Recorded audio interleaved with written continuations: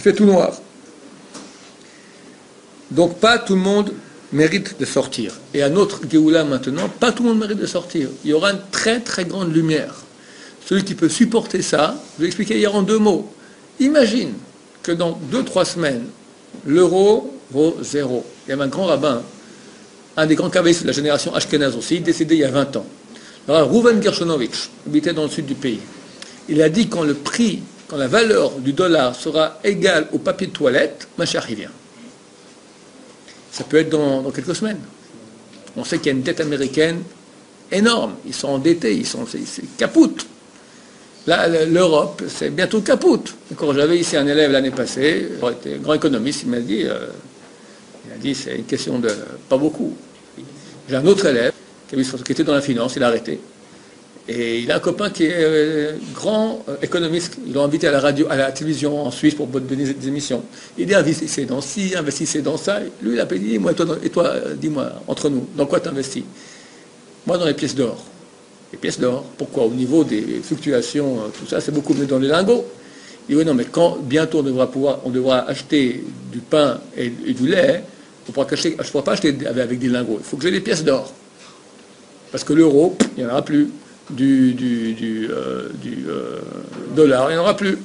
Des lingots, pas des pièces d'or. Alors pourquoi tu dis aux gens d'investir dans ci, dans ça? Mais si je ne dis pas ça, ils me tuent. C'est des grands trusts économiques, tu comprends? Donc on fait croire aux gens tout va bien, l'économie va bien, tu parles, c'est mort, c'est pourri, c'est complètement terminé. Ils vont le tuer quand même. Hein? Ils vont quand même le tuer. Pourquoi?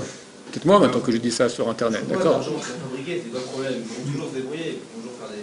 T'as une dette. Ils ont pas des. Aujourd'hui, on vit en crédit. Tu fais un crédit à la banque, d'accord?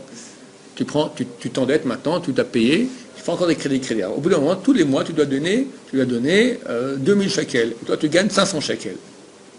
Et tu as une ribit, tu as un intérêt, et ça monte. Au bout d'un moment, le créancier a dit halt, on ne donne plus. Ça a toujours marché comme ça chez les Américains. Ouais. Ben voilà.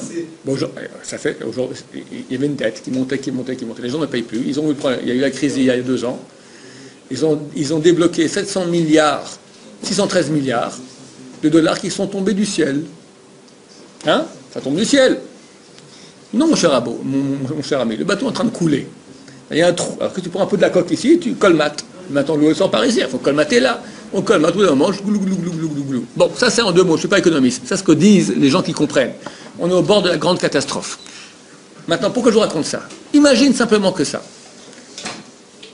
Imagine qu'Israël déclare la guerre à l'Iran, ça va arriver d'un jour à l'autre. On ne sait pas quand. Dès que ça arrive, le baril de pétrole, il double ou il triple. L'économie mondiale, elle est par terre. Si le pétrole, il double, par terre. Puis l'économie. Rien. Quand on mangeait ce matin à l'Eshiva, rien. Donateur, ils n'ont plus. Électricité, il n'y en a plus. Terrible. Admets, si l'euro s'écroule, qu'est-ce qui se passe? Si le dollar s'écroule, qu'est-ce qui se passe? Donc si les 3 à la fois, ça se passe. Qu'est-ce qu'il veut Hachem? Hachem, il veut qu'on comprenne qu'on doit quitter la matérialité, on va passer maintenant dans un monde qui est spiritualité.